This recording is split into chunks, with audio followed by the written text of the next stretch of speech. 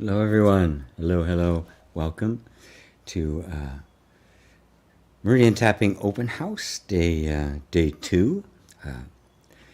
Thank you all for being here. There's a number that are already here, and thanks to all of you who were here yesterday.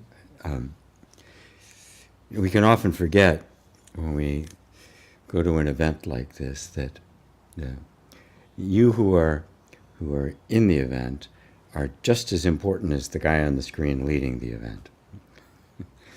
Without you, it doesn't happen. I've been a performer of one kind or another my entire life, and it's so obvious when you are in the front of the room doing your thing that the energy of what happens is determined by the relationship between yourself and whoever happens to be there listening and watching. It is not one-sided. It is not somebody up there just kind of doling stuff out. It's not like a lecture in college. It's very much a conversation. I remember that when I would write a new piece of music, by the time I got it to the point where I was ready to play it in public, I hated it. There's a great deal of passion and love when I was first writing because it was all very exciting and new. But by the time it was ready, for prime time, I hated it. It was boring. It was like, really, I got to do this again? But then, when I would sit and play it for somebody, whether it be privately or a performance, something else took over. I was hearing it through other people's ears, and suddenly it was alive again. It was fresh. So this is our energy. That's what a sangha is all about. That's what a group, that's what churches and mosques and temples are supposed to be about. This collection of together, where we together make up this unified field of consciousness and mutual appreciation and love. So I want to thank you all for your sincerity, for your presence, for your participation, and we're here to heal in the best possible way, in the most natural and fluid way. It's a hot day here in Seattle. We don't get a lot of those, but I've had several in a row. So I have my windows open and a fan going. There's a fire station a block over from me. So you may hear some sirens and some planes and the like. I'll do my best to compensate for them, but it's just too hot to have the windows closed. I don't have air conditioning in here. I have to be a hothouse flower. So, wonderful, wonderful, wonderful. Welcome to you all. Thank you for being here. I hope you've brought whatever it is you need in your life right now to the party here, and we can address it. Remember, when you're asking for help or comments or anything, you do not understand. You do not need to reveal anything. Yeah. There's a lot of stuff that when we're working on ourselves through energy healing or any form, actually, that is so personal and so private that the mere mention of it re-traumatizes ourselves, brings us back into that. So this is not a process that requires this exposure, right? Laying it all out on the table. Only as much as you need to. I can work with the most general of statements because I know that the way energy healing works is the natural energy that makes up your body and heart and mind and all of that knows what it's doing. It knows where to go and it knows what to do. I don't need to inform it. I used to think that. I used to be really smart. I used to think I understood so much, and I read people, and I was incisive and perceptive and all that. And little by little, that pride of knowledge just kept failing. And I was forced to admit that I didn't really know how any of this worked. That life was just so intricate and complex, and yet unified and wondrous, that there's simply no way in the world, with my limited intellectual capacity, that I could possibly understand it and govern it. And so I began to just let go into it and just let the energy do what it needed to do.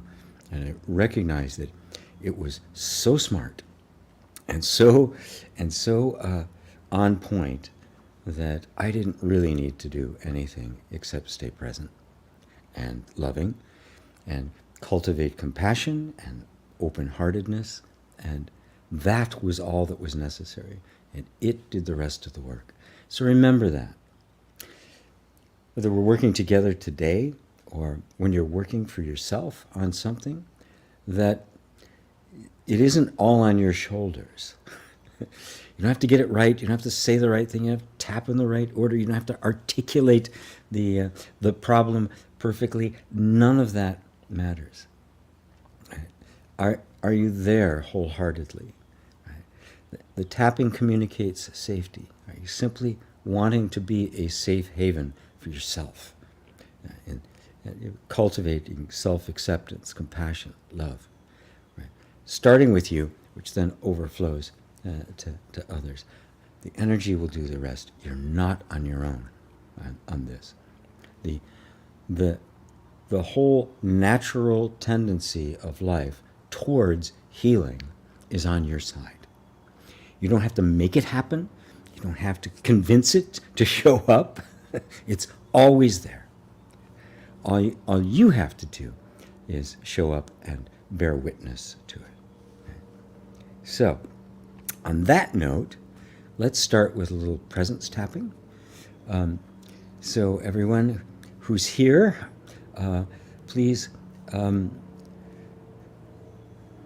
just take a couple of deep breaths. There goes an airplane by. Take a couple of deep breaths. And let the out-breath be longer than the in-breath. It is a very positive physiological effect with the out-breath. It actually slows the heart down. It lowers defenses. It brings the body into a natural state of relaxation. See? Breathe in, and then breathe out slowly. You can make a sound if you like. It's always helpful. And with your eyes closed, you can let go of trying to make the breath do anything. And just start tapping.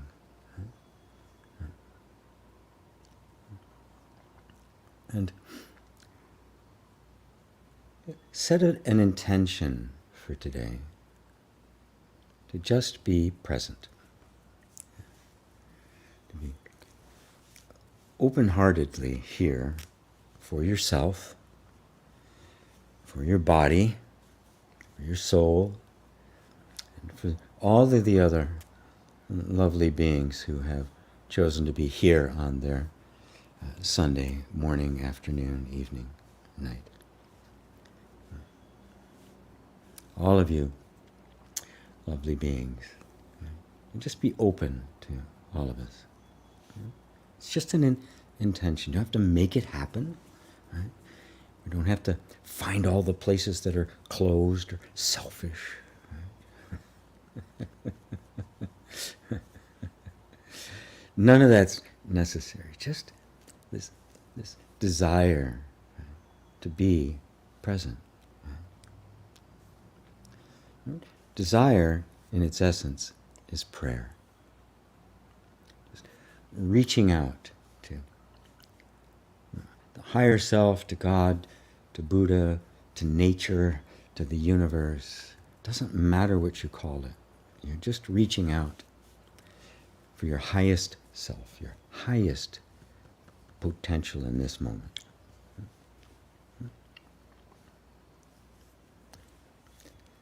So let go of the past. Choose to let go of the past. Everything that's happened up to the last second or two. You just decide you're not going to engage with it. We don't have to figure anything out. So we can let go of trying to figure things out. We don't have to identify childhood traumas. We don't have to identify past life karma. We don't have to do any of that.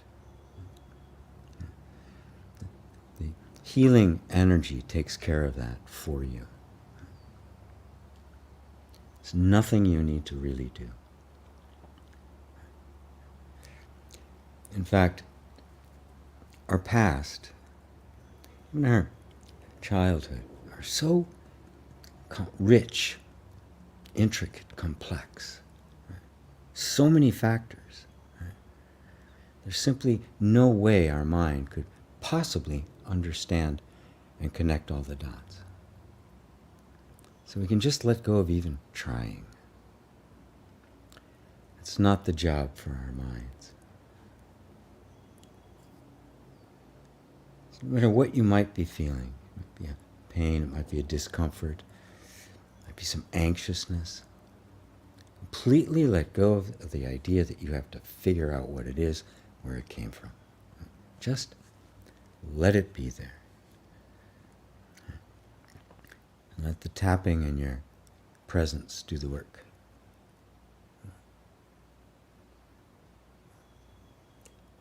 Nature is benevolent. It's loving. Always. And now you're the future. What you hope for yourself. Who you'd like, what you'd like to be like. What you'd like your life to be like. Maybe it's some business success or some, something new and wonderful that you'd like to have come into your life. Maybe it's more financial abundance, maybe more deep and intimate relationship. All good, all wonderful. Right? I'm just inviting you to just, for a little bit here, just let it all go. And all the expectations, even the desire to be an awakened being, fully enlightened. Set it all aside. Just for a little bit. Nothing wrong with them. Just choosing to be present here and now with whatever's here.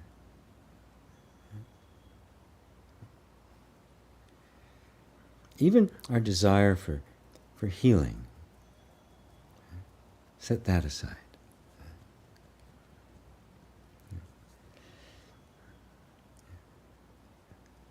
I know that's why we do this, right? I'm just inviting you into a very naturally healing state that has no expectations, no overhead,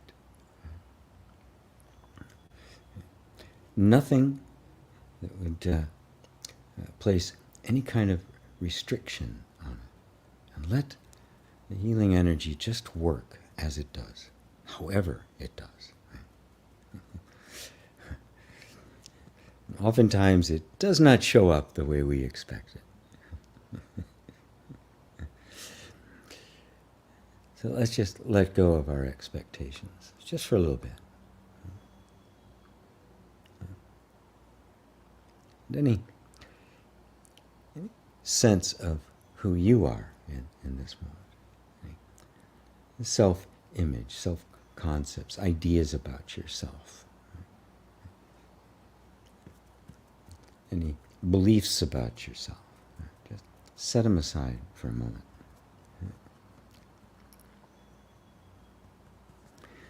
completely emptying ourselves of everything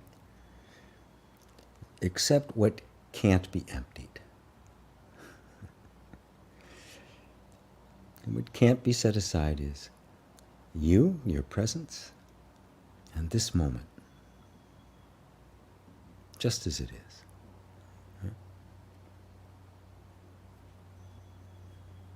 All right, with your eyes still closed, I want you to stop tapping.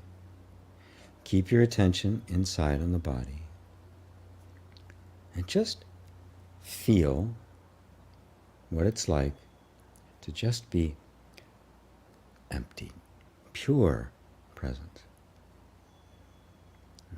It doesn't matter if you're, the habit energy of your mind, if your attention keeps going back to the past, the future, ideas and that sort of stuff.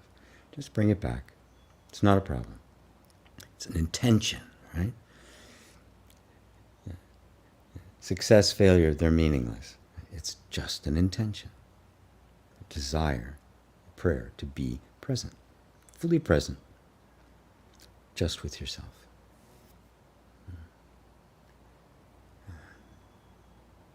Just feel that for a moment.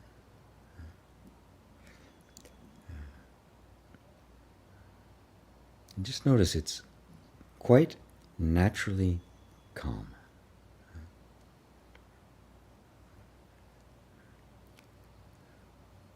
And even if there's just an inkling of that, this is not an altered state of consciousness. This is your natural state of being. This is who you are when everything else is let go of. What's left? Just you as you are.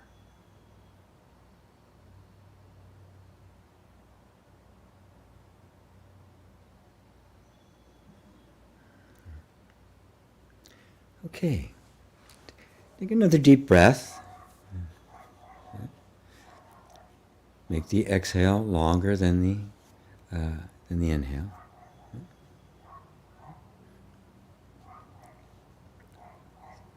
Thank you. Say thank you to your body.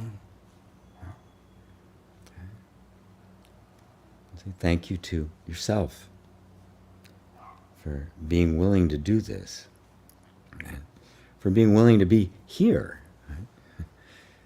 There's a million other things you could have done at this time, and you chose to be here. What an incredible statement of self-love and appreciation.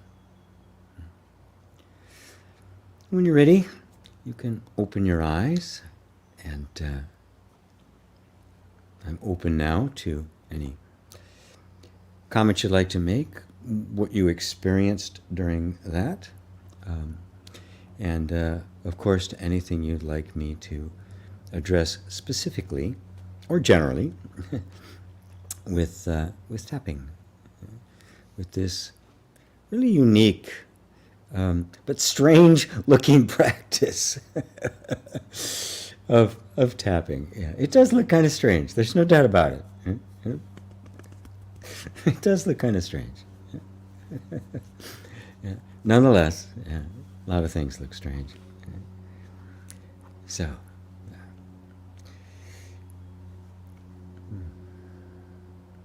just to wait here for a second. I just want to make sure that we're, still broadcasting, because I haven't seen any comments in a minute. I've seen the number of people here. There we go. Great start. My hands are buzzing. Goosebumps all over my head. Very good. CB gives me a heart. Wonderful. Priyanka says, thank you, Chi. You're welcome. You're welcome. Okay. I'll go back really quickly and just say hello to everyone who has typed in. I'd love it if you're here. If you just type into the comments, hello, and where you are, where you're listening in from, and if you have any requests, that'd be great. Don't have to. You can just watch if you like. Go to Avid, and I am loved by God. Yes, yeah. You are the very manifestation of God's love.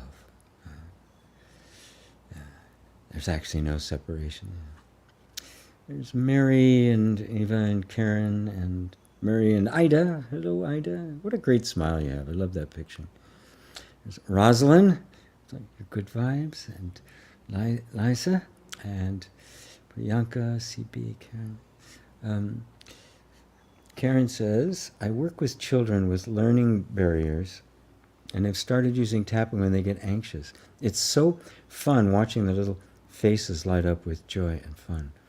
Children have not accumulated a lot of conditioning as of yet. Right? And so they're incredibly responsive. There's no intellect involved trying to take control of the process or judging it or in any kind of way. They're just very present, very spontaneous. And so it's very, very effective on kids. It is on animals too, for the same reason. They don't have any intellect there that is judging it or criticizing it or making conditions for it. It is, I mean, I've tried tapping with some people, and they just don't want to do it. They don't want to do this. It looks too silly. Their minds just won't let them do it, even enough to feel some kind of response. But children, you could see it immediately. Immediately, they take to it because they're still very in touch with their bodies and their feelings. So they sense it very quickly, the effect that it's having. So absolutely wonderful. That's great, Karen. The learning barriers are traumatic. They're energetic in nature, and don't be surprised if those barriers start coming down. And you too. And you can tap on them. I don't know if you're tapping on them yourself or just inviting them to tap. Don't really even need to say much, you can just tappy time. It's tappy, tap, tap, tap, tap, tap, tap. You can even make a little song out of it. Ava, so I feel energy in my spine moving. Very pleasant sensation. Energies. That's the whole point. Right? Remember, energy is when it's flowing unrestricted down its natural channels, we call that health. Well-being. Right? And ill health, or any kind of ill health of any sort, is the result of the energy simply not flowing the way it was intended to. Just like, a river that gets, or a creek that gets a lot of obstructions in it and can't flow, can back up, can overflow, can make problems, can become stagnant. Right? But when you remove the obstacles, you don't have to make the river flow. Nobody needs to stand there and push the river. It's your job this week. You have to push the river, right? Or the air, the wind, or anything like that. You find it's natural. It's natural energy, and all we're doing is getting out of the way. We're removing this, the hurts, the pains, the traumas, the beliefs, all of the stuff that have constricted it, held it really in almost in bondage. Right? And that's what we're doing. And as you do that, right, the beautiful thing is you don't have to get rid of every single obstacle. There's a natural force there. You don't know which one of the stones that you take out is going to be the one that releases the floodgates, but you don't have to get them all. you just a little bit, keep whittling away at it, and all of a sudden it's just like whoosh, the energy takes over. Now, when that happens, you can find a lot of stuff coming to the surface, a lot of old wounds, patterns, beliefs, traumas, memories, all sorts of things, right? Don't freak out about them. That's the process of healing. They're coming up on their way out. They're not there to to mess you up. We say, oh no, I shouldn't be feeling. No, that's exactly what's supposed to happen. As the obstacles are removed, the natural energy starts to push the rest of them out of the way. You experience that as sensations, emotions, and beliefs coming to the surface in your consciousness.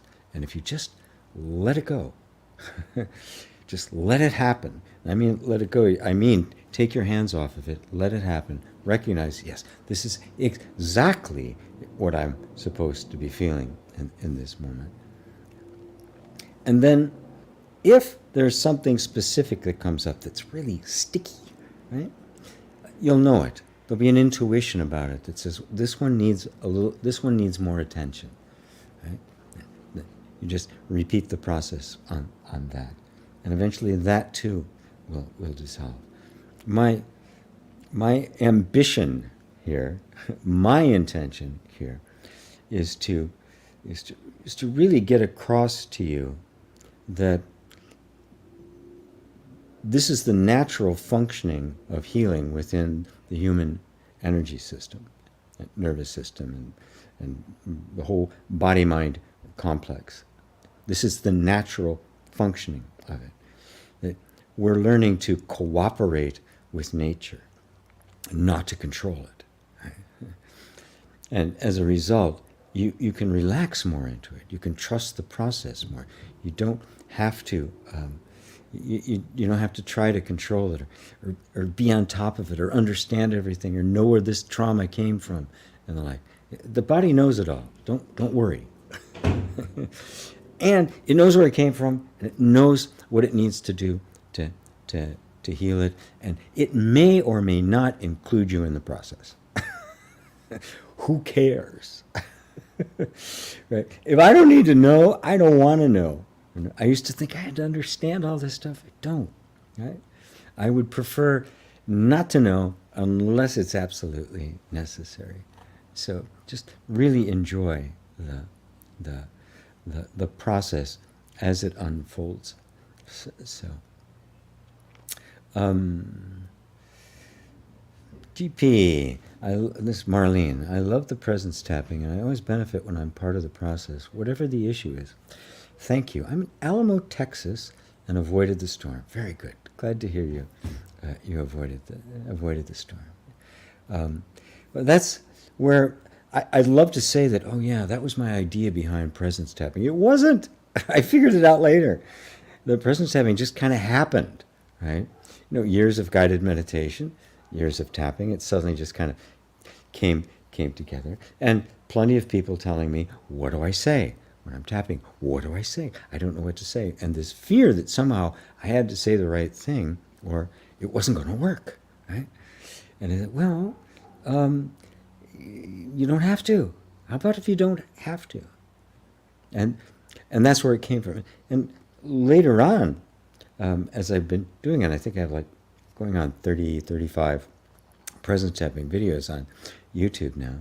But in fact, I did one, and I didn't go back to it for several months. Right? So, well, let's do another one. Suddenly, I had this list of things that were present. It's almost, something clicked, and it started to happen. And then I began to figure out what it was doing and how it was working and why it was valuable. It was not a conscious, decision on my part. No great planning. So once again, I can take no credit. Right? I'm just kind of this guy saying, "Okay, lead me, lead me." So yeah, I hope you guys are enjoying that. I do have a new program coming out called Tapping on the Buddha, which is about the sense getting in touch with your true self, and it's nothing but presence tapping. I will be releasing that after the training that the Meridian tapping training. That's gonna come first, because actually in the training there's a discount to get the tapping on the Buddha cheap. And I'll be talking more about the Meridian tapping training in a little bit. Now, Lisa's here today. I'm glad to see. Hello, Lisa. She will remind me to do that because I forgot to do it yesterday, almost till the end. So at any rate, David, hello to you too. Ava's also a lover of presence tapping, and Lisa is here, tapping in Canada. Tapping bypasses the mind then? Question mark? Yes, it does. Yeah. It doesn't need it. Right? The more structured form of tapping, which I do, by the way, I don't normally do presence tapping when I'm working with somebody one-on-one because there's very specific things to deal with. So we deal with what's coming up. Right? So there is a cognitive part of it. As a matter of fact, the process of EFT, what's said, how it's said, and the like, is loosely based on cognitive psychology and exposure psychology, right? Which is like bringing one's attention back to the distressful event or time or something like that. Right? And it's an absolutely necessary part of it. Right? But this is an engagement at the cognitive level of the mind. Right? And for me, that always needs to take a backseat to presence, becoming safe. And in that safety and in that presence, the capacity to guide attention more than thinking. The words are very much chosen. They happen spontaneously to guide the thinking. It's not my skill as a facilitator of tapping that does it. It's a very spontaneous thing that the energy itself does. But I need the attention here. And so we just kind of look together. I really think of it as a partnership, and that I'm not really doing much of anything, except bringing the cultivated experience of being present, right? That is something that's cultivated over time, through meditation, through tapping, through yoga, through whatever practice you may have. You're cultivating much more presence, mindfulness, which naturally leads to compassion and open-heartedness and presence. And that's the real healer. Right? It just kind of knows how to direct the mind as well. But this goes right to the body. The body senses this as a feeling of safety. And it senses it in the environment. And because the body is amazingly, it's sensitive to everything. It misses nothing, and it's totally adaptive. Any new bit of input coming from the environment, it takes that in. Right? And if it's consistent, it begins to adapt to it. Right? It assumes, this is a subtle sense of safety. It's here. It's here again. It looks like it's here all the time. Begins to expand into it with expectation. And of course, if it does that, the defensive posture that it might normally be in just kind of goes down. Right? You feel that in your body as a sense of relaxing, of letting go. It's just not as, it's not holding on as tight. And when you do that, you'll notice the mind relaxes, our beliefs relax. Things that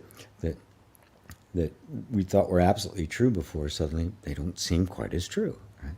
Because there's no energy holding on. So, yes, tapping bypasses the mind, right? In a very beautiful way. Yeah. Victoria B. Thank you, GP. Regarding what you said of letting go, it's difficult for me to let go of the expectation of healing, as I'm going through a difficult health situation right now. I've been tapping for a year now, and of course expecting the emotional healing would transform in physical healing, but just not yet. letting go means taking your hands off. That's it. Take your hands off. Right? So, of course, there's an expectation, a hope, a desire, a prayer for actual healing, a transformation of body and mind. Of course there is. Right? It's not a problem. Right? I say, why? Because I can say something that you have to let go of expectations. And oh God, I've got to let go of the expectation or I won't get healed, right? That's where your mind goes. No. No. Nothing could be further from the truth. When I say to let go of it, I just set aside for a moment all of the expectations so you can be present with what's actually here now. Because what happens with the expectation, and our mind's expectation is what it is it tends to kind of narrow the field as to what it can, because the mind can't expect anything. It can only expect what it can project based on memory and the like. You know, if the vehicle, the avenue of healing is outside of that, the mind can't imagine that. Right? So we're just letting that go. So we're not putting any restrictions on healing whatsoever, right? Including the physical healing, right? That is quite natural and quite possible as the energy flow begins to flow down its natural channels. Right? And so even the need to expect it isn't necessary for the whole process to work. And what happens if you do that is there's just this really heartfelt kind of surrender to life as it is. Right? So if there's something really stuck there, a trauma, past life karma, or something, it has an opportunity to come up and show itself, right? Without you trying to grab it and make it come up, or grab on it when it does come up. Right? It's just this open-hearted thing. I am completely here available for healing, however it happens. In whatever order it happens, in whatever way that it happens, it's not up for me to determine. What's my job here? To be present, to be open, to not put any expectations or anything extra on top of it, to be as safe as I possibly can, right? And to say, I'm here for you. What do you need from me? I'm willing to do anything up to and including nothing. Just present. Right? And then whatever comes, you receive as the gift of healing, in whatever order it comes, because you just don't know what stuff has to be cleared out of the way for a healing to happen in mind, body, and soul. We don't know. Right? Right? But nature knows. Right? Life knows. So we can just let it do its thing. Right? It happen instantaneously or take a while, it doesn't matter. Right? And then when very specific things come up, right? Right? Maybe a particular pain comes up, and you go, okay, here's this pain. Right? This pain in my body. This pain in my body. This pain in my body. Right? There's this pain. I allow this pain in my body. I also allow the fact that I don't want this pain in my body. Right? I allow for that too. Yeah, that's here too. Okay. I really do seek healing on all levels. That's there too. And I'm open to that happening. Right now, this is what's here. Thank you. Thank you. Thank you. Thank you. You can find there's just an openness that takes place, even a gratitude, right? And a real open-mindedness, right? To be really beautifully surprised by the functioning of life as it brings about its own healing. Right? You're not bringing it about. You're a participant, right? You're just kind of part of the mix, right? And you don't have to make it happen. Life makes it happen. You're just there to be a part of it. with love. And this is the cultivation of the, using presence tapping helps recondition the whole body into a state, a default state that's much more aligned with the sense of I am safe, right? Which is a much more healing environment. And so that's our job. That's what meditation is about. That's all of these things, is to allow us to show up in life and let life be life, to really harmonize with what is. You're harmonizing with the Tao, the way things actually are, rather than the way I think they're supposed to be. That's the expectation you put to the side, not the expectation of healing or the desire for that. Yeah, no need, right? It's there. Right? And notice that you couldn't put that aside if you wanted to, because that's even your desire for healing is coming from life as part of the process of healing. You're not making it up. It's appearing in you. You go back, find the place. Did you create that desire? Of course not. It was just there. Life itself says healing is possible. I want. Right? What do I need to do? So, I'm loved by God says blockage is what I was trying to remove. Are you still trying to remove it? Right? Or did something loosen up? Right? So, let it be removed, right? Rather than trying to try to force it to go away. There's blockage there. Okay. Blockage is there. I give it permission to be there. Right?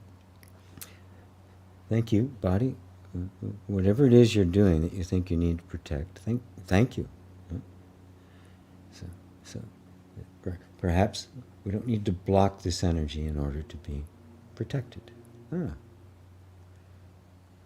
Maybe there's another way it can happen. But either way, however you work it out, I'm here.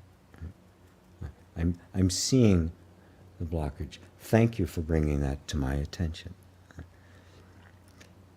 How do I participate now? It's very humble. It's almost a prayer. It's a prayer to life, to life itself.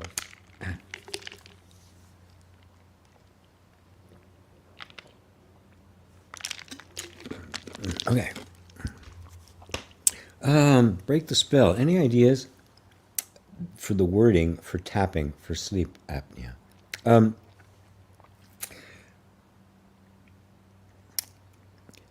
Here's what I would do. Start tapping right now. And sleep apnea is a word that we use that describes a particular experience that you have. Right? So now let go of the word and just put your attention on the experience. Right? And right now you're not asleep, right? But what's here now is a fear of it. A fear of the consequences, what it could do,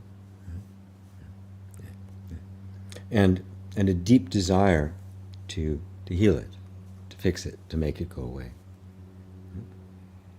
So let's just be with that for a second. The first thing is just the fear itself. Choosing to let go of this fear.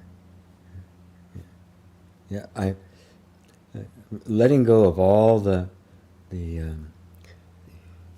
diagnoses, all of the things that the mind could say could happen. Right? Just letting all of that go. So I can be fully present with what's here. Now this could get some pushback, right? Well, what am I going to do though? What's going to happen? But the trying to plan in advance, right, doesn't do anything. It doesn't help, right? So this fear, this recitation of what could possibly happen, right, doesn't do anything. It doesn't help. Right? It just makes you afraid. So just set the intention to not engage with that. Notice you don't need any words, really, any proper wording for just setting the attention, to not put so much weight on that.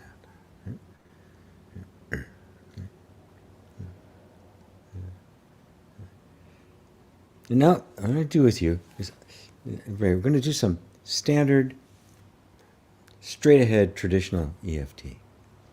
It's really good at something, just addressing the thing itself, right, outside of all the emotional overhead. So just tap, say what I say, repeat what I say. Even though I've got this condition of sleep apnea, I deeply and completely love and accept myself anyway. And if saying that is hard, if you can't say that, because sometimes there's a lot of resistance, I can't love and accept myself, right? Just say, thank you, it's okay, it's my intention. So I'm just gonna say it anyway. Resistance can be there, doubt can be there, fine. So, even though I have this condition called sleep apnea, and it does cause me concern, I deeply and completely love and accept myself despite that. Even though I have this condition called sleep apnea, I deeply and profoundly love and accept myself anyway. This sleep apnea, this condition I've got, this sleep apnea, this condition, it's called sleep apnea, whatever it is. This sleep apnea, this sleep apnea, this sleep apnea. Now, stop tapping and just take a deep breath. Believe it or not, that's what EFT did when it was first created. That's all Gary Craig did. Tapping like that, I accept myself as I am, I love and accept myself anyway, and then tapping through the points, just bringing attention back to the condition. Special processing or nothing. Right? That's all the wording you need, because the energy does the rest. The cognitive part of it is simply we keep bringing our attention, right, out of the conditioned patterns of the mind and into the body. Right? And just saying, I love and accept myself anyway. Yeah, I have this, but it's not who I am. It's really what it's saying. And then the tapping that's just repeating the same thing is known in psychology as exposure therapy. You just keep bringing attention back to it, right? Because you'll notice there's a fear of it which wants to pull away. Just keep bringing attention back, and the tapping does the rest. Right? That's the only words you need. Right? Now, to completely do it in the traditional way, I should have asked you in the beginning to say, on a scale of 0 to 10, how much distress are you feeling right now about it? And then I would ask you again after tapping like that, how much distress do you have about it? And that's all you have to do and break the spell. Right? You don't have to make this very, very complicated. Right? And then really do your best to just let go of it. Right? And let the energy do the job, right? Rather than trying to kind of make something happen. It's really beautiful the way this lets us off the hook. That we don't have to be experts. Right? It's just a very natural thing that can happen. So Lisa says, I hope that's, if you need more, please let me know. Right? Break the spell. The interesting character face you have there. Lisa says, I just thought of the water lock lifts. Yes, lifts the whole boat, doesn't it? Big boats too. I mean, really big boats in some of the locks. You know, like the Panama Canal or stuff. I mean, these huge cargo ships. Water just no problem. Doesn't strain the ocean at all. Lacey, my man, good to see you. Hello from San Jose, California. Right side of neck and shoulder cramped up during tapping. Everything else relaxed. Okay, so let's just do that. Just right side, neck and shoulder. This cramp in my body. This cramp in my body. This cramp in my body. Just let go of my resistance to it. Just this cramp in my body. This cramp in my neck and shoulder. This cramp in my neck and shoulder. Take a breath.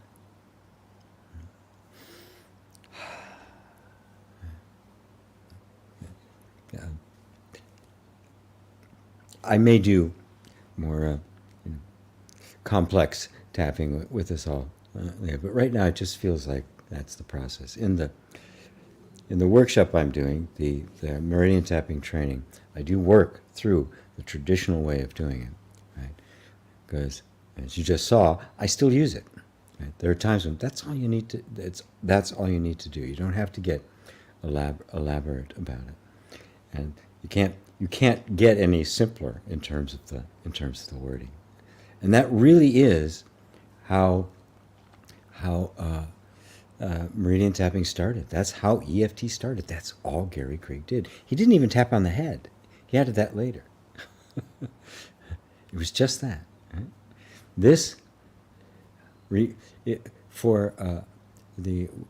the natural flow of energy, which flows in a particular direction in your body, can get reversed, we feel that as all sorts of obstructions and negative beliefs and the like.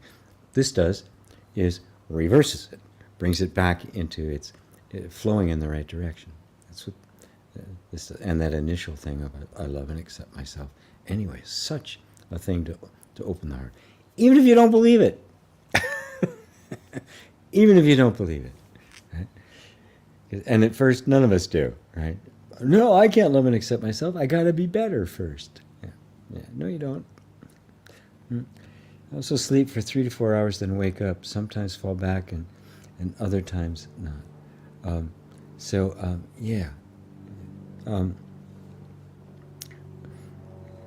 Again, exactly the same thing. And I would, when you wake up in 3 or 4 hours, just go, okay. Thank you. Whatever it is I needed to wake up for, I love and accept myself anyway.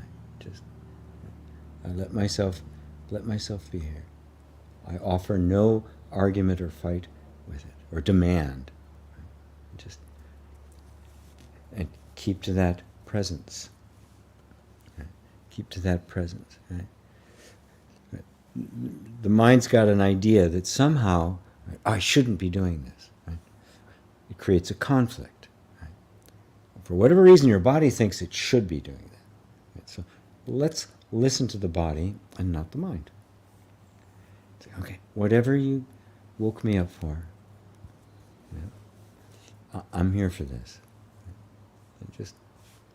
And then just see what happens. Just watch the energy that comes up. But again, that expectation that the mind says this shouldn't be happening, how do I fix it, actually interferes with it. Instead of, oh, it is happening.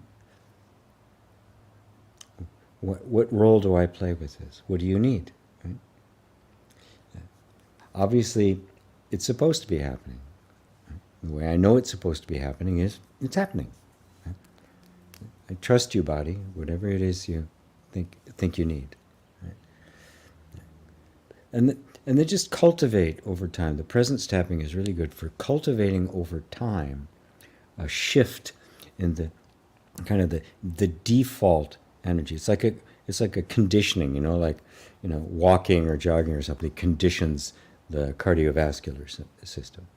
Right? And over time, it becomes much more fluid and the like. We're doing the same thing, only energetically. So, Mary Sykes, it's like letting it is like letting the heart lead and definitely not the mind. Great explanation about the difference between the tapping styles. Oh, thank you, Mary. GM. I feel disconnected from myself.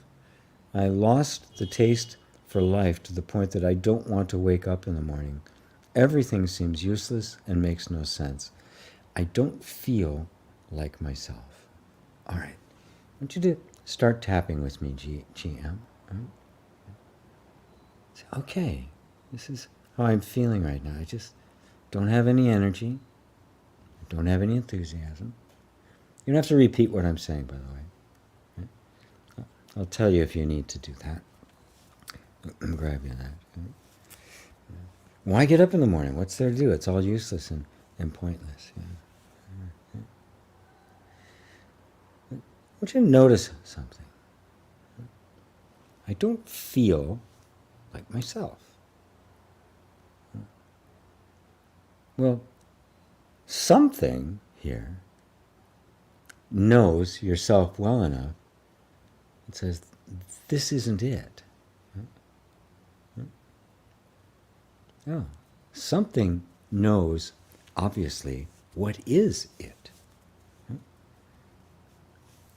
So I'm going to listen to this. I'm going to actually listen to this feeling of, I don't feel like myself. Something is off. Right? And rather than trying to fix it, let's kind of dive into that and go, oh, something in me knows for a fact that something's off. That's why this is useless. This makes no sense. This is pointless. Okay? Something knows that. That can be very disorienting because at one time in your life, these things weren't useless. They were important to you. They made a lot of sense. They were your life. And oftentimes, because it is inevitable that we humans grow and evolve, we outgrow those things, and suddenly they've lost their flavor. It just doesn't taste good anymore. It could be your friends, your work, your relationships, right? The clothes you wear. Right? Sometimes you're just like, who the hell am I? Nothing fits anymore. It's like my feet are too big for this size, but they're too small for the next size. I'm right in between. So what if this isn't a bad thing? What if this is just what deep emotional and spiritual growth and transformation feels like? It's this a letting go of what was, right? But not quite getting what is to come yet. And there's a very natural tendency of our nervous system to cling to the familiar, and feel very upset and resistant to letting go of that. What if we're just patient with it? It's okay. Yeah, this is what it feels like. It's uncomfortable. And guess what? You've experienced this numerous times in your life. This isn't the first time. Maybe this is the first time you've been as conscious of it as you are now. And also, maybe it's the first time it's been this big. Really a major transformation that's happening. I'm going to give myself permission to let this play out. What if there's nothing wrong? What if this is exactly what's supposed to be happening? And that eventually my nervous system will reorganize itself around this reborn, transformed version of me? What if absolutely nothing is wrong? I'm not to blame. I didn't do anything wrong. Didn't attract this into my life. I don't have to raise my vibration. What if this is exactly what is supposed to be happening? And this is what it feels like to grow into a bigger, more real, more authentic version of me. If this is what's supposed to be happening, I totally accept it. If it's not, then I got an argument here, but right now I'm going to just kind of go with the idea that maybe this is just what absolutely must happen in my life now. And I yield to it. All right, stop, take a deep breath, everybody. This is the growing pains of life. When our aspirations, which are not just mental concept of what my life should look like, but it's a genuine bubbling up of the authentic you that is looking for greater self-expression, which is a different feeling altogether. That happens. It is a shake-up for our nervous system, which is, the human nervous system is a stability-seeking kind of machine. Right? It wants to find a pattern, get into that pattern, and stay there, because it's safe there. Right? This is the natural tendency of the nervous system. But in the human heart, the human soul, there's also this deep desire for expansion and growth, for greater and greater self-expression. Right? Well, obviously, there's a little conflict there. Right? I don't want anything to change. I want to change. I want to grow. I want to transform. Right? And your capacity to be with both, and realize they're not in conflict. This is a transformation that has to happen. And the nervous system will eventually let go of this, gravitate over and reorganize itself around this new version of you. It will happen. There's nothing to fight, nothing you have to do, nothing you have to make happen except remain present. Just say, okay, where am I headed? Where am I going now? Man, I don't know how I got here. Think of it as kind of, going through spiritual puberty, right? Big change. Big change. No control over it, right? It just happened, Just sorts of new feelings and things are going up there. You don't know what the heck to do with it. Yeah. So, spiritual puberty. That's a nice way of putting it. Oh, thank you, GM. Let me know if that was helpful.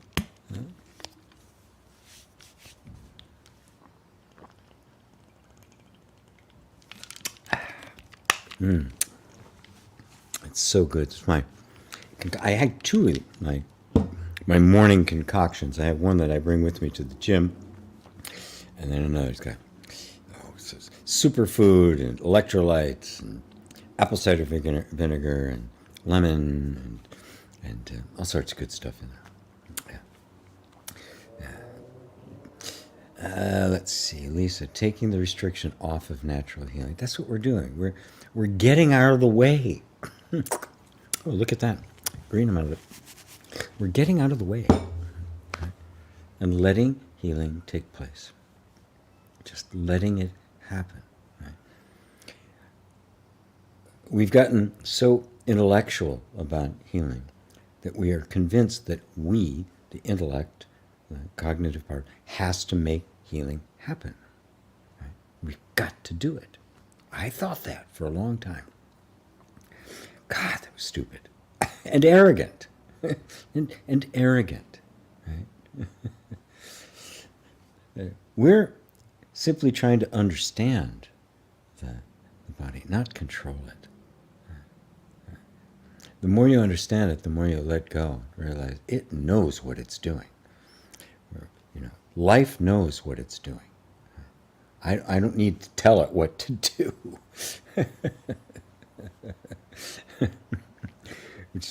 which is the height of hubris, to think that I need to tell it what to do. How silly. Carl, GP, what to do when you feel really fed up of the healing journey? I'd like to live my life without this being the dominant factor. Been on a healing journey for decades. I don't know how to not focus on it every day. Thank you. Okay. Here's one. It's another form of tapping. It's really nice. So, I hereby release and let go. Say what I say.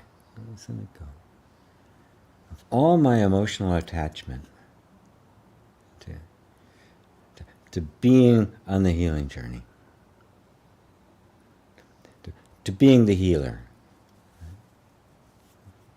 Completely let go of my attachment, that whole identity of seeker, the one who's got to make things happen. Fuck it. Fuck it. I choose instead to just be myself. Just me. If healing happens, great, fine. If it doesn't, also fine. Whatever been in this healing journey that hasn't been just created by me or my mind, it's just natural. Okay, let it be there. It's natural. It happens without me needing to be all stressed about it. So I let go of the stress.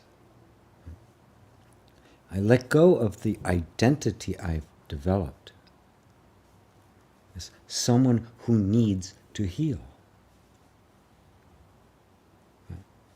It's just a belief I have about myself. What if I don't need it? Yeah, my body may need adjustments. Fine, let it adjust. What about me? The one who's witnessing the body and its adjustments. I'm letting go of my emotional attachment to being someone who needs healing. It's just a belief, just an idea. And I'm consciously choosing to let that go.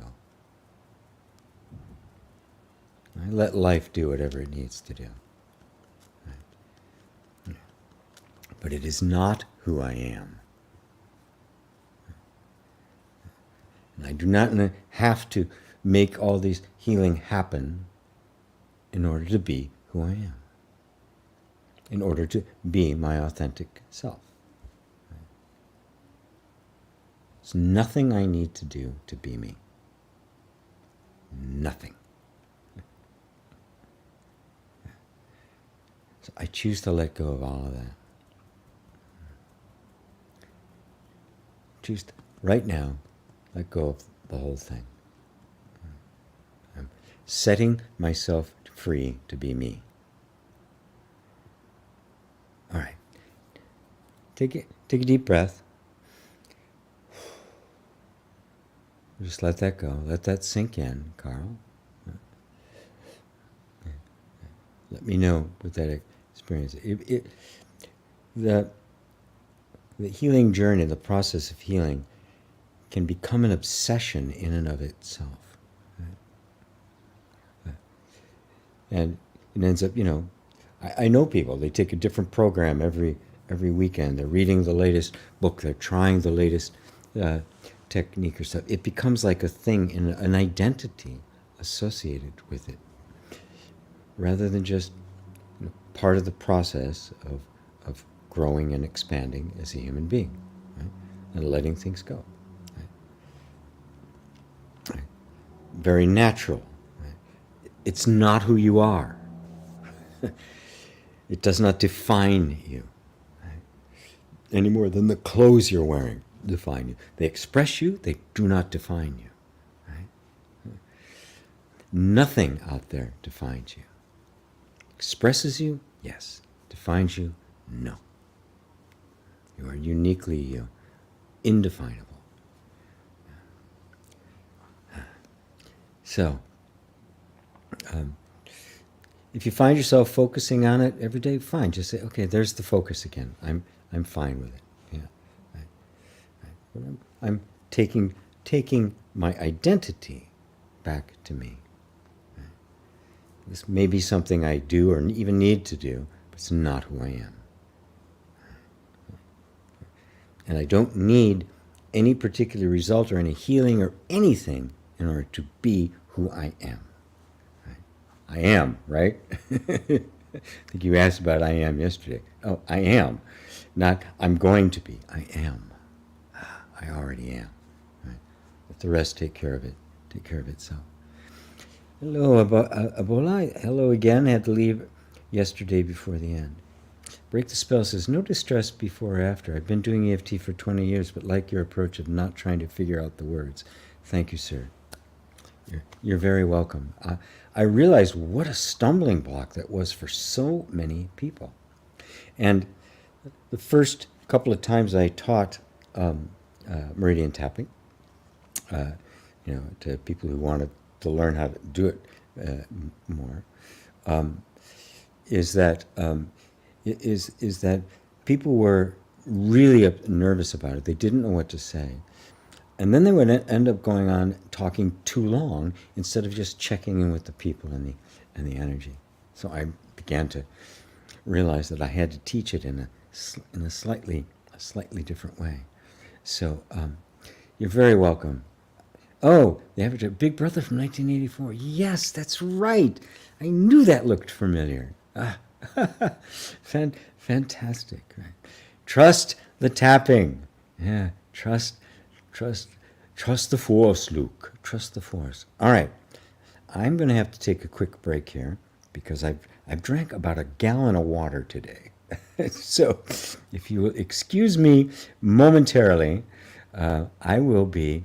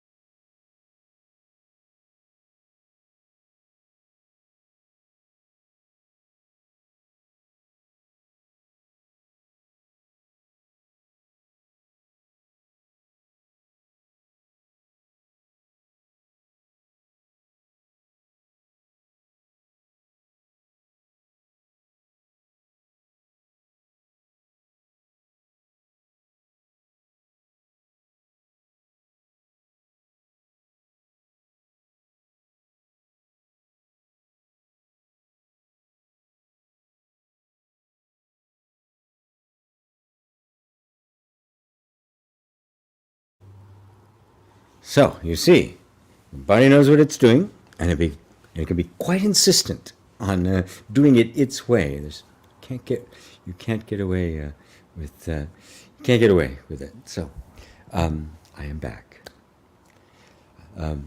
All right, AD, hi GP. Is there something I can do with tapping for losing my hair? Because of chronic stress and frustration, my hair started to fall and does not recover anymore. It's thinning and very rare, and I'm desperate. I'm losing my power. Okay. Yes, there certainly is. Right. Remember, just start tapping with me. The tapping itself is communicating to the body that it's okay, it's safe. Obviously, if this is happening, there's a pre-existing kind of disruption of the energy system, right? And then the symptoms begin to show up, and they create more stress. Right? So right now, do your best to set aside all your ideas and of what you think this is about, where it came from. Right? And even try to set aside all the ideas and thoughts that come about where this is going to go, what's going to happen to me, what I'm going to be like. And also the idea that I'm losing my power. Right? Now notice that the condition in the body didn't say to you, you're losing your power. I'm losing my power. I'm losing my power. That's a thought. Right? It's a thought that just was there as a reaction to what happened. And the thing itself is not saying that. So what if that's not true? We tend to associate the beliefs about something that's happening with the thing that's happening and think they're hard linked. Right? But they're not. They're soft linked. Experience, and then the mind comes up with a story about it. Okay? What if it's not true? What if nothing can take away your power, except you giving it away to a belief? So just consciously say, I'm taking my power back. I'm not letting it go. I'm not letting any condition that my body is experiencing tell me that I am losing my power, my place, my value, my significance, my worth. So we're little by little letting go of all of the emotional overhead to it.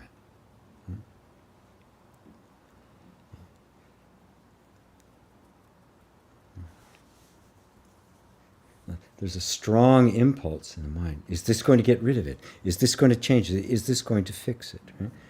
Just set all of that aside. That's the mind trying to take control over it again. You're making a conscious choice to use your power and acknowledge the power of nature, of which your own personal problem is an individualized expression of. Okay? Nature has no interest in your pain and suffering or distress. So all caused by the mind. Right? So letting go of that. All those beliefs. Right? All the emotional pain and suffering. Right? Just choosing to let all of that go.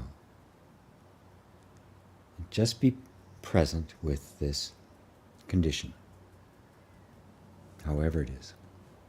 Right? So I can remain present and open and loving, a real participant, a real healing agent. And then let whatever comes up, come up. Every thought or belief or experience or whatever comes up. Right? Don't force it. Right? Keep the attention on the process rather than on the expected results. Expected results puts pressure on the process. Instead, just let the process unfold. You're doing your part. There's no more you need to do.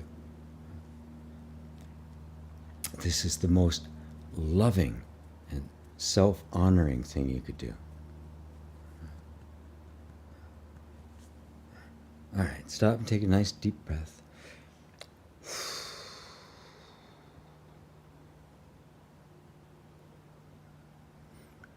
And just check in with yourself.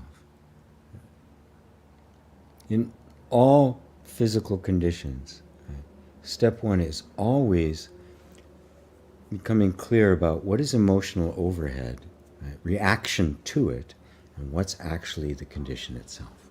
Right? They get all muddled up. Right? See, that no event in your life can create distress. No event. There's no such thing as a problem. When something happens, the interpretation we've given it because of the way we've been trained in our thinking and thought patterns and the way people have taught us to be, right, creates a story about that, right?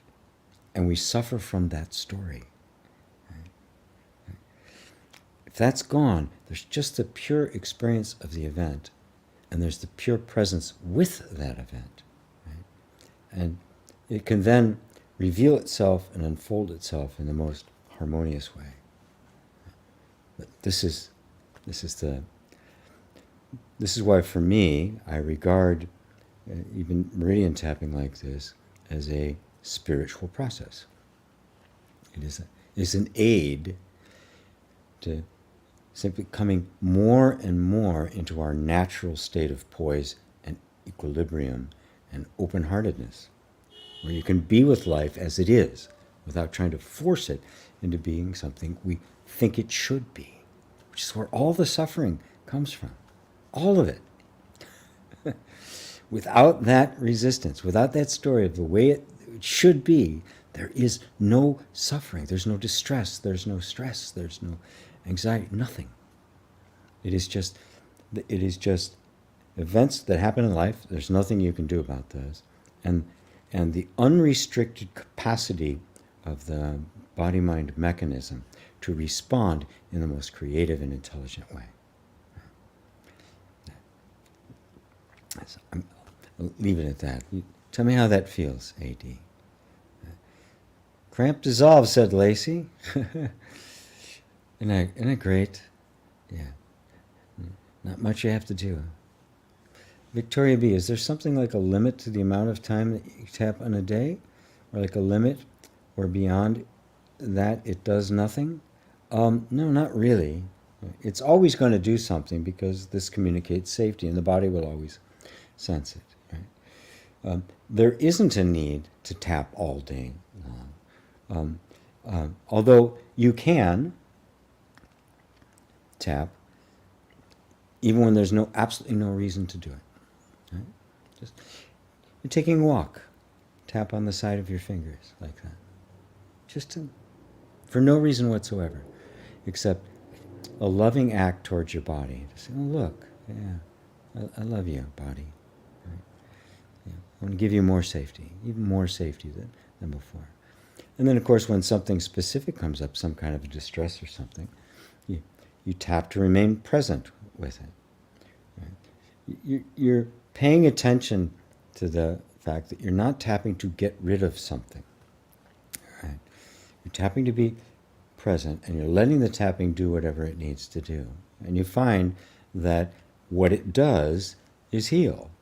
It does do what we would perceive of getting rid of something, but it's not what's actually happened. It's simply adjusted the energy, so the condition that we felt we needed to get rid of simply does not exist anymore, right?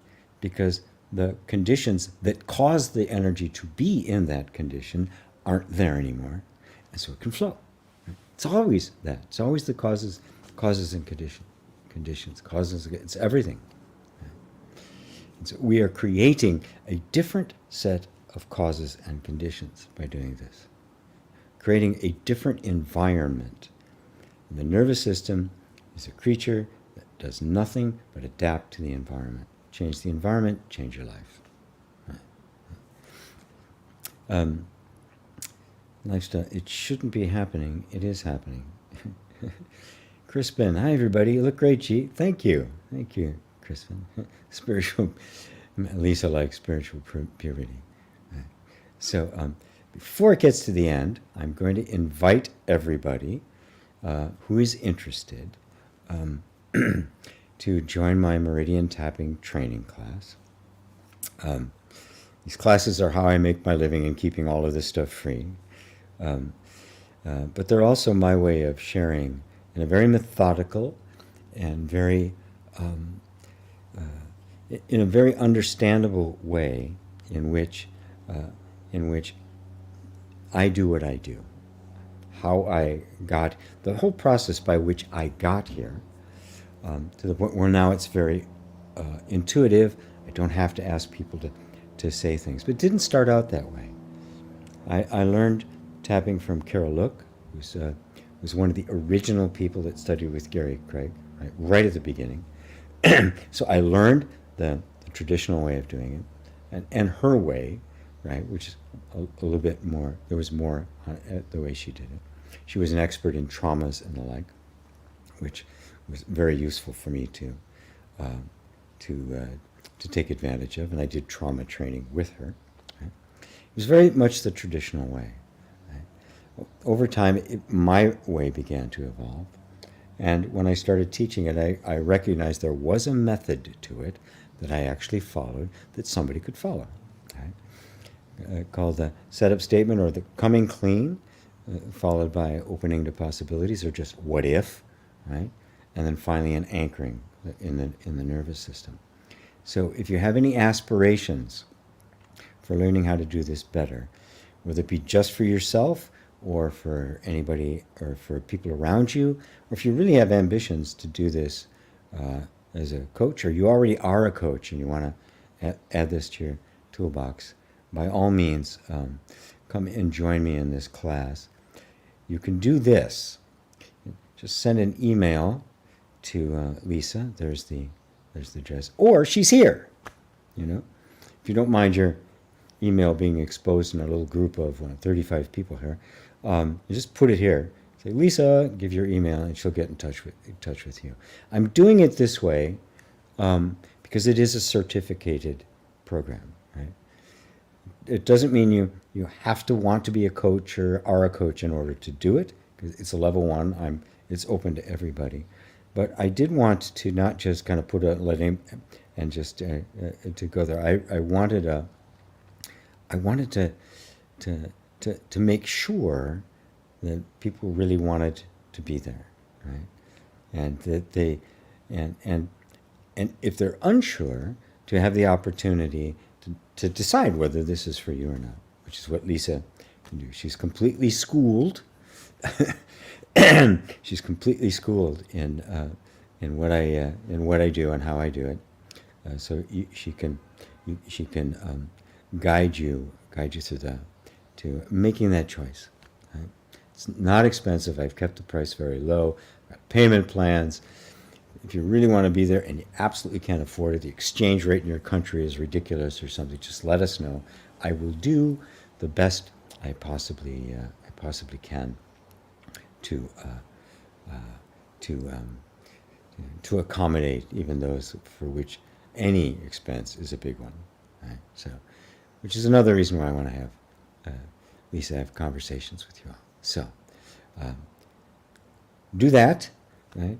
If and she will get back to you, or just put it here, right? And she'll pick it up and open the dialogue with you. There's a bunch of pre-recorded material for you to go through, which is all the background material, and then there'll be 5 live classes where we'll just dig in and do it, right? Demonstrating it, explaining it, and doing it, because that's how you learn, right? You do it. So, on that note, I will let this go for now. Mention it again in the end. I'll take that off the screen and go back here to the comments. So let's ooh geez, wow. See, Mary, thank you for the tapping for GM. I'm experiencing something quite similar. I know that is called the liminal space. It's part of the growth. Yeah. What a tapping for GM, says Ava. Sometimes I also feel like GM. I thought it was some kind of depression which I should somehow not allow. Judy, from Victoria, BC, I got so frustrated with my symptoms needing to fix it, and this leads me to feelings of self-punishment and anger. Yeah. Somebody else likes spiritual purity. Yeah. That's why I take all of that off.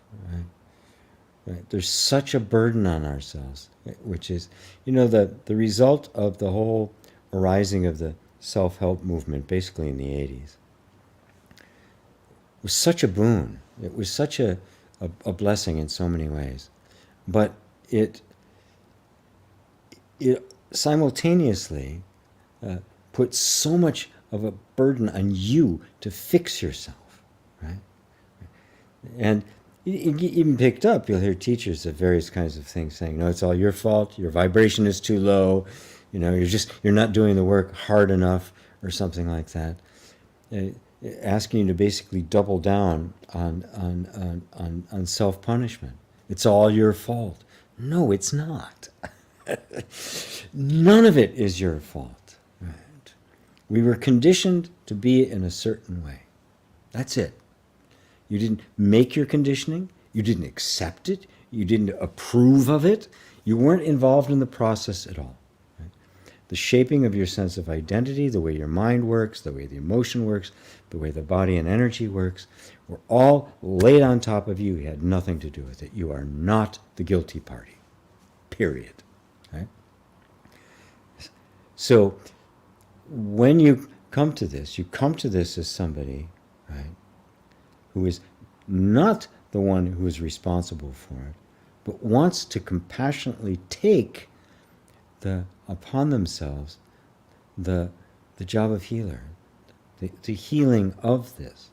The body-mind complex is stuck in a pattern, right? We feel that as our own personal limitations, right? But they're not personal. They're not a problem with you. They are a problem in general. This is what happens to human beings. And so you're coming from this place of open-hearted healing to liberate the nervous system, the mind, the body, the heart, all of this, right? And you can do that because you're not in it. You're coming from outside of it. You're coming as the loving awareness, as the awake witness to it, as the one who used to identify so much with the conditioning that every problem was my problem. But I'm inviting you out of that. It's not yours. It's a universal experience. You are not your conditioning. You never were. And you're just the impulse towards healing is not coming from the conditioning. It can't. Conditioning doesn't have the capacity for self-assessment. It's just grinding along, right? The computer cannot assess its own programs. It doesn't look at it and say, oh, this isn't a very good program. It doesn't do that. Neither is conditioning of the nervous system. So something in you woke up that says, wait a minute, something's wrong here. This something's off. But that habit of identification is so strong that we keep thinking, oh, something wrong with me, something wrong. No, no, no. And therein lies the whole that is the whole glue that keeps this thing stuck, is that. It's you are not your conditioning. And what you're experiencing now, with every moment, every effort you make to free yourself, is the reality that you're not waking up to itself, coming back home, bringing itself back to its real source, which is the absolute perfect divine perfection that is your true nature and has been there the entire time. This is the process of awakening. You can see how it just dovetails with spirituality. And that's what this is doing. It is helping the nervous system calm down to the point where the real you can begin to more and more assert itself as your reality. So, end of sermon. Somebody else likes spiritual puberty. GM says, very helpful. Thank you. You're welcome. Break the spell. Yeah, I'm guilty of trying to make healing happen. Yeah. Didn't work, does it? Simple, right? Like any scientist, I try this, oh, didn't work, right? Engineer, right? Tried it, didn't work. Okay. Let's not do that again. It's interesting how we say, oh, I must have done something wrong. It's supposed to happen, right? Instead of like, I did it, it didn't work. Okay. What's wrong here? What's the missing piece? Right? You don't have to make it happen. You are a witness to it. You're a participant. You're creating a space in which it can happen. You are the creator of the environment. You're the gardener of the garden. You're not the plants. You're not the seeds. It's not you who makes the seed grow. You're just there, watering it, fertilizing it, taking out the weeds and the vermin. Right? That's it. That's your job. Isn't it wonderful? Yeah, break the spells. My body kicked back a bit on that healing journey tap. Good. Say, okay, thank you. Yeah, I get it. You're really attached. Right? So, okay. There you are. Very natural. Right? Doesn't mean anything. Isn't in the way. Right? This is just the body responding. It's okay, body. I got you. Got you covered. It's okay. Lisa says, oh, deep, I release the need to be somebody who needs to heal. Isn't that great? Isn't that great? Oh, wow. Because the real you doesn't need to be healed. There's nothing wrong with you, right? There's nothing wrong with you. You're not broken. Right? The nervous system simply needs to be retrained into a state that recognizes and is an open vehicle for the real you to express themselves. You're not your conditioning. Let's see. I'm learning, says I am loved by God. Yes, you are. Carl says, thanks, GP. After the tapping, it felt like the healer was just something I've let stick to me like a leech. And something that can be let go. Isn't that amazing? All you have to do is recognize a belief as a belief, and it begins to dissolve. Not always. It'll come back because it's a habit, right? You may notice, oh, there it is again. But once you see something, my favorite phrase is, you can't unring that bell. Right? Once you see something, you can't be fooled for long again. You simply can't. Right? Once you know the magic trick, it doesn't fool you anymore. Right? Once you know the salesman's technique, they can't convince you to buy anymore. It's that simple. Like Muji puts it, it's like a thief in a glass house. It maybe still be there, trying to hide and do its thing, but that's it. Yeah. So Lisa, I am loved by God, said sent you an email yesterday. Victoria, when will the live classes for the training be? I normally do them on like a Wednesday or a Thursday or a Friday. I have a regular thing going on Wednesdays. It may be on a Monday. The exact date and time, I can even do it on a Saturday, will depend. This isn't going to be a huge crowd, right, there. So I am going to be really trying to do it around the. If I have a lot of people in Europe, I might do it at a different time than I have a lot of people in the U.S. and Canada. So I will try to we'll try to accommodate everybody to make sure everybody's at the live events, so that you can be there for that.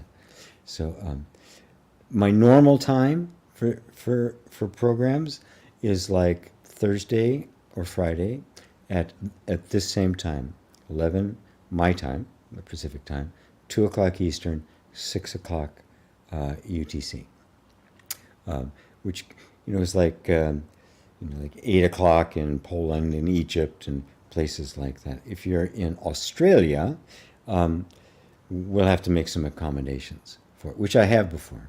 I have had people in Australia, and we've worked it out so that I could adjust some times to make sure, and even show up some a second time during the week to make sure I cover it, because it's very important that you experience it, even though they will be recorded and the like. So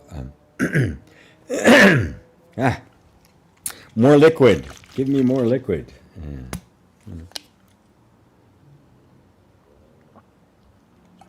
Generational and cultural trauma. Good. Let's just start tapping on that. Generational and cultural trauma. In fact, it is all generational and cultural trauma. There's nothing else but. Without the overhead that came through our parents and the like, or without the cultural impositions, there would be no trauma. There was nothing of trauma when we humans were still hunter-gatherers, because we were still directly, consciously attached to the earth and its natural cycles.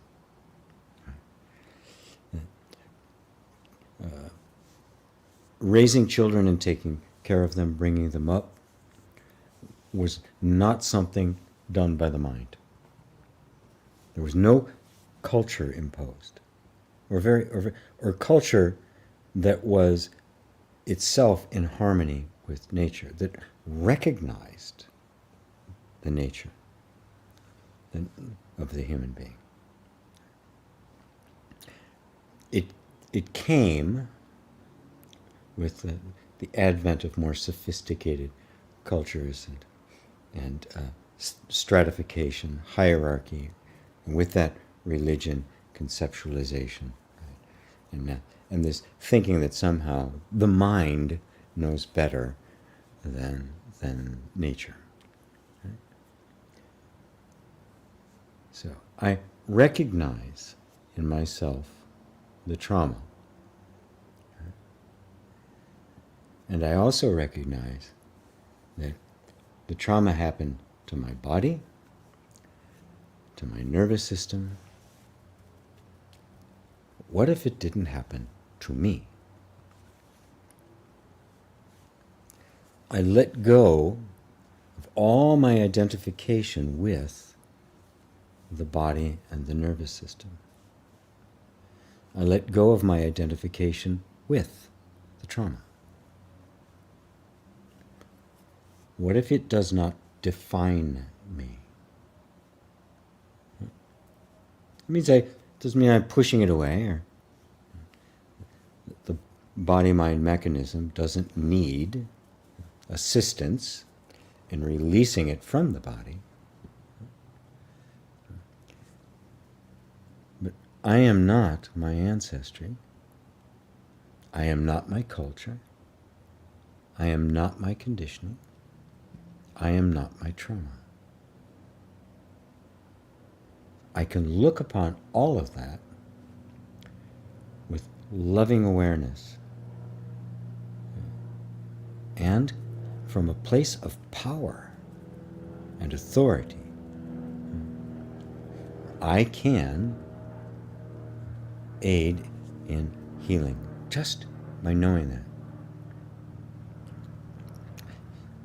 I'm choosing to withdraw my sense of identity from my conditioning. I let go of thinking of myself, identifying myself as a traumatized person. I've been believing that about myself, that I couldn't be myself until all of this was healed, which seems to just go on forever. So I'm letting go of myself, my sense of identity, my beliefs about myself as being a traumatized person. And I let myself be with the experience of trauma in the body. But it does not define me. And this frees me and my power to be a healing agent on my own behalf. Thank you, body, for everything you've done. Thank you for putting yourself in this state. I know you had to do it, otherwise we wouldn't have survived. You absolutely had to do it this way. Even identifying with it. Although now I can see that it's not who I am. But thank you for taking such good care of me. Thank you for being so loyal. Thank you for twisting yourself into knots to be something that would get our needs met from our caregivers and the environment. Thank you for all of that. Thank you for taking perfect care of me. Thank you. I love you. Take a deep breath. The trauma was a physical and emotional state that the body put itself into because it needed to. It was a matter of survival. So it did. It doesn't want to be there. And the more safe you become, the more it gets the message that it doesn't need to be there anymore. And it can begin to come out of freeze, let go of these things, drop the behaviors that it needed to put in place in order to protect you, because now it doesn't need to be protected. You're the ally now, you're the friend. Does that help, David? And I Am Loved by God felt the same way. Yeah, there's a lot to this whole ancestral stuff, but remember, it's not you. It had nothing to do with it. You know, it got foisted on you, completely unasked for. And if you'd had any capacity at the time to say, no thank you, you would have. The body didn't have that ability. There was no cognitive, conscious awareness there yet to be able to do that. The body just did what it had to do, which is totally responsive. AD, I had the belief that my hair is falling out because I lost my power, my femininity. I lost the connection with myself and God. Felt alone and abandoned. Yeah, it's not true. Just tap there for a second. It was a belief. The hair is falling out. So, looking for some reason. Right? I lost my power, my femininity, my beauty, my attractiveness. I lost my connection to God. Right? You can't lose your connection to God. God is closer to you than your breath. Closer to you than even the sense of I am. God is your very being. You only in belief can we think that. We look at the condition. Oh, I must have lost connection. You didn't. You never could. You never will. Right? Nor did you lose your power, your femininity.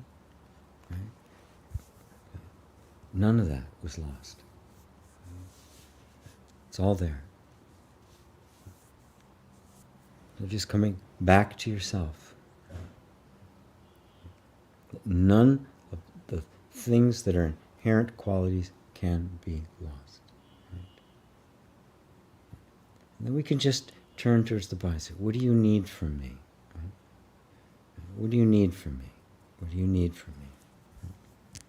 Realize that what's happening is not a reflection of your character. The events and circumstances of your life are not caused by you. They are not a reflection of who you are. They're not accusatory. They're not a punishment. It doesn't mean your vibration's low or you attracted this in your life. That's all nonsense. It's all just original sin in the back door. It's not your fault. None of this is your fault. All right, take a breath, everybody. David says, thank you for giving such a clear, simple understanding of which the mind judges as too simple and wants to look for a much more complex solution. Yeah. Been there, done that. I can testify that it's like waste of time. It doesn't need your help. It needs your presence, right? The only help it needs from you is to shut up, stand by, and make it as safe for me as possible. Period. That's it. It's like raising a child, right? Just be there if I need you. But don't be intrusive. Don't be a helicopter pilot. Yeah. Or a helicopter parent. Lily says, here it comes, the free will question. What's your take on it? While we are identified with conditioning, right? Well, I believe I am my conditioning. That means every reaction and response and all this stuff and the thoughts and the beliefs and the patterns of behavior are all me. There's no free will there. I can't make any choices. It's all programmed, pre-programmed response. Right? The moment something wakes up, say, wait a minute, maybe this isn't who I am. Maybe it is conditioning that can be changed. A gap opens up. And right in there is the first experience of what we could call choice, right? Which we then need to very wisely take advantage of and exercise. Right? In that gap, it's like, oh, I don't have to be like this. Right? There'll be a very strong impulse for the habit to be like that, to repeat the same behaviors. But something's waking up. Right? Something is beginning to get a sense of empowerment that can make a choice and say, no, I don't have to do that. First to be very weak, but then eventually it becomes stronger and stronger. And eventually it actually transforms into something that is beyond free will or predestination. There's something greater that is beyond that. Within the context of an energy healing workshop like this, there's no need to go there, right? But it is. But so right now, right, if I'm not my conditioning, I have a choice. If I am my conditioning, I don't. I'm a robot, right? I'm just a program. I'm like a dog. I've been trained in this way. I will do it this way because I've been trained that way. I do not have the power of discretion to say, this is not who I am. But within all of us, this power of discernment, of discrimination, wakes up. Right? Out of the otherwise unconscious, completely automatic patterns of response and conditioning and the sense of identity goes with that as well. The ego is part of that. Right? Then something wakes up. Right? And if that hadn't happened to you, you wouldn't be here. Period. You wouldn't have taken up any of this stuff. Right? So from the point of view of energy healing and conditioning and the like, that's when the capacity to choose arises, and that's when we become empowered to make the choices that are in line with your highest aspirations, your highest self, your highest sense of truth. Right? And eventually it leads all the way up to truth. So,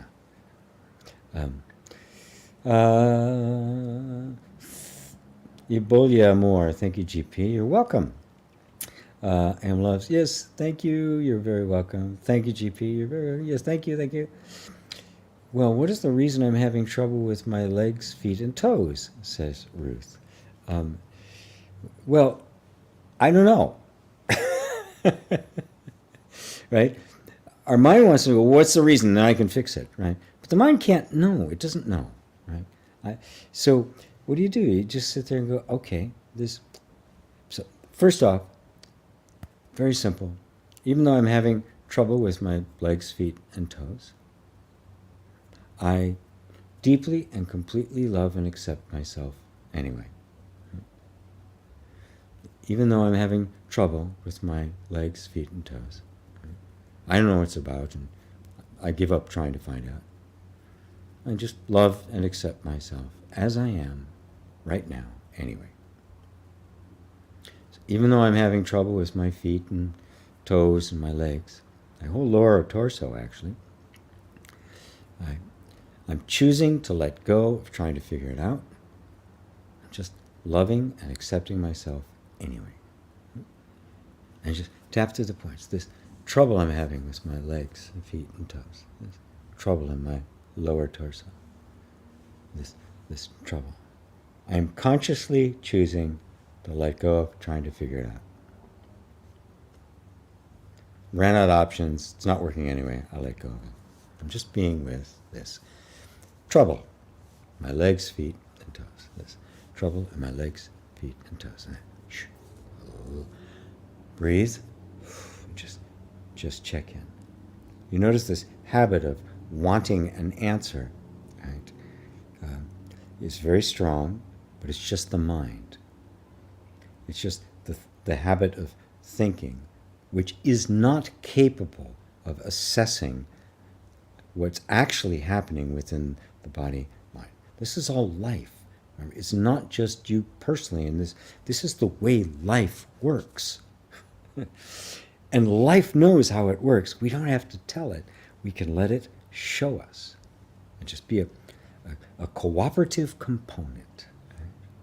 I'm here, just here to help. Willing to do anything up to and including nothing at all. Just presence, presence, presence, presence, presence. Mary says, thank you, Marlene. Powerful, powerful, powerful. Thank you, thank you. Oh, you're so welcome. Thank me, thank me. I like that too. Thank you, thank you, thank you. Thank me, thank me, thank me. Wonderful. Karen says, thank you. That was a great tapping weekend. You're right. GP, could you put the link to buy you a latte, please? I couldn't find it on your website. Okay. Let me just type it in here. https homeschool.ca/coffee. That's it. That's it. Lily, so who's saying I don't have to do this? Is communication between the conditioned self and the self when there is not that gap? Yes, the awakening you, which is the true, which is the beginning of recognizing the true self. It says, oh, I don't have to do that. The conditioning can't do that, can it? It's conditioning. The dog cannot say, hey, are you kidding? I'm not chasing the goddamn ball. Go get it yourself. The dog can't do that. It just does it, right? Because it does not yet have that. This is the gift of the human being, the self-assessment. something wakes up that is aware of the conditioning that is not conditioned. Yes. And that is, in fact, the true self. Right? And little by little, we begin to see exactly how huge and vast and unlimited that true self is. And that's the spiritual journey, right, of which this helps. Right? So, oh, you're very welcome, Ava. Thanks to everybody. One more time, right? Let me do my what can I say? My unashamed pitch for my latest training that I'm very excited about. I really want to train a lot of other people to be able to do it like this. It's not that hard because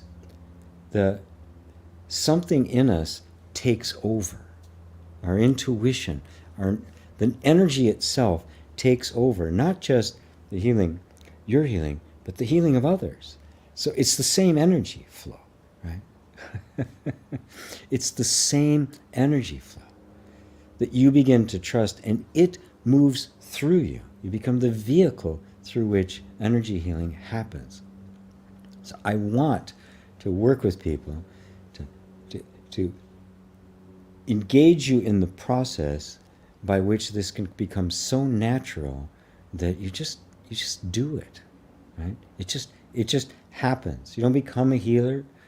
Healing just happens. It's not a formal process. It just happens because you've just become so open and loving and compassionate that the broken hearts around you, of which there are billions, find their way to your door to have their broken heart healed. And that's what we're here for, folks. That's what we're here for. You are here. You're born a human to, one, wake up to who you really are, which means waking up out of the pattern of conditioning that has been going on for lifetimes, and then to love others as yourself. Simple as that. That's what Jesus said. There's only 2 commandments: love God, love your neighbor as yourself. Love God is loving your true self, loving that which actually is the unconditioned version of life, and then of that naturally loving your neighbor as yourself. Pink Space says, I find it hard to make decisions. How can I improve in this area? Well, the short answer is, don't try to force it. Right? Just tap with me on this. This is a good one. Right? I hate to leave a question unanswered. Right? Somebody out in the cold. Right? Right. So first, let go of feeling this pressure that you need to. Right? What it means when you're trying to make a decision is that within all of us, there is a very natural, but it's very subtle and unconscious conflict. If you look at all the decisions you've made in your life, especially the important ones, the ones that took some doing, there was a debate going on. It's very silent, it's very subtle. Right? And the debate is between the drive in the nervous system to remain safe, which means everything should remain as it is, because this is as safe I've been able to make it. Don't change anything. And the other side of the human being, which is the enormous drive for growth and transformation, for greater and greater self-expression. They're both in us. They're both completely natural. And there's the conflict. You'll find, trying to make a decision, you'll watch your mind flop back and forth, back and forth, back and forth. If you look closely, you'll find, it's between safety and opportunity, safety and freedom, safety, freedom. Don't try to force it one way or the other. the way to do it, right? Stop tapping for a second and just breathe, is to get right smack dab in the middle and don't take sides. Absolutely the perfect negotiator, the perfect mediator. Do not take sides. Right? Yes, I really want this, and I want to remain safe, right? Obviously, right? So when you would tap, it'd be something like, okay, I understand that my nervous system thinks that to do this would put me in more danger, and so it's saying, no, we're not doing it, period. Digging in its heels. And you cannot fight that. It is the most powerful drive in the entire human animal system, all life. Right? It's the number one deal. You can't fight it. Right? But could do this. Okay, if it really isn't safe to do this thing that I want to do, I would be stupid to do something that would put me in danger. But what if it could happen and I could be safe at the same time? There's a way. There isn't, fine. I totally accept this is where we got to be. Safety first. Done. I agree. But if there is, I really want this. I'd really like to have this in my life. And notice, I'm just bringing you to the space in the middle. Right? You're not trying to force one way or the other. You're asking the nervous system itself to open up and take a look. Maybe the danger it assumes is there isn't there anymore. And maybe this resistance isn't necessary. Maybe. It's not up to me. I'm just a facilitator. I'm just the mediator. You guys work it out. I really want this. That's real too. I'm not going to deny it. I'm not going to pretend I don't. But I also know that I can't do it if it's not safe. So I invite the nervous system to just open up and find out. And I totally accept your verdict. Now notice, you can stop tapping. Notice as you do that, something opens. Right? Not forcing it. Right? Really allowing the nervous system to find out for itself, right? Direct experience, the greatest teacher, whether or not it needs this defensive posture anymore. Right? And when you give it the option, you don't try to force it, you've already done away with the internal conflict, which is one of the things it's defending itself against. It doesn't have to defend against that anymore. So now, all that energy opens up for it to take a look. Say, well, maybe it isn't. Right? And all the authority to decide for itself whether it is or not. It's very powerful. I call that inner reconciliation. You're reconciling the opposing energies rather than trying to take sides, which never works. Which never works. Okay.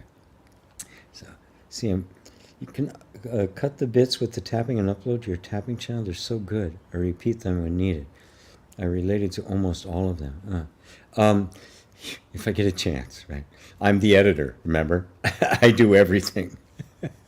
That's how I get to do stuff so inexpensively, and I can survive on so little, right? So, thank you for everyone who donates to buy me a coffee, right? Or on Patreon. I couldn't do it without you. And once again, there's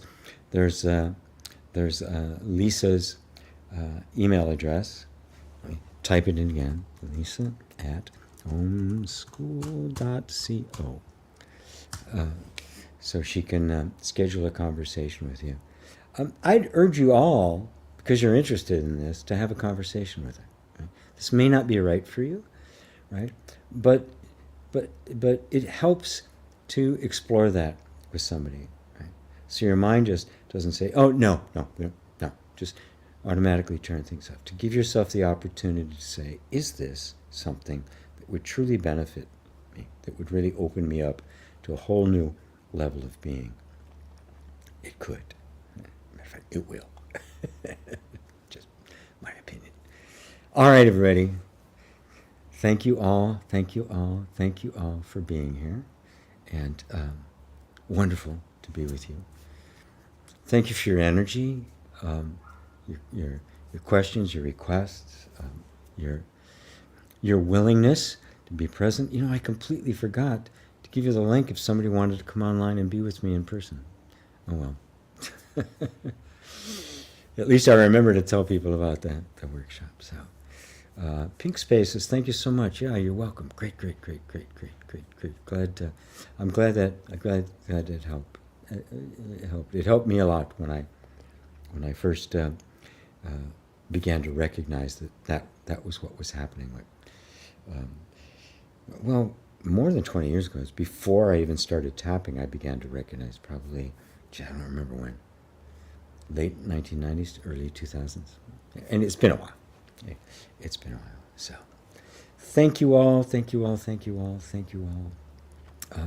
It's been such a joy to do this with you. It is. It's what I do. It's why I'm here. It's my life. This is my life purpose. Right. So until next time, the next workshop or Tea with G next Sunday, broadcasting live from a place where I'll be cat sitting this week. So maybe you'll meet. You won't meet Tiki. He doesn't like camera, but you may meet Lulu. So I will see you all next week at this time for Tea with G, and hopefully in the class. So till then, love you all. Namaste.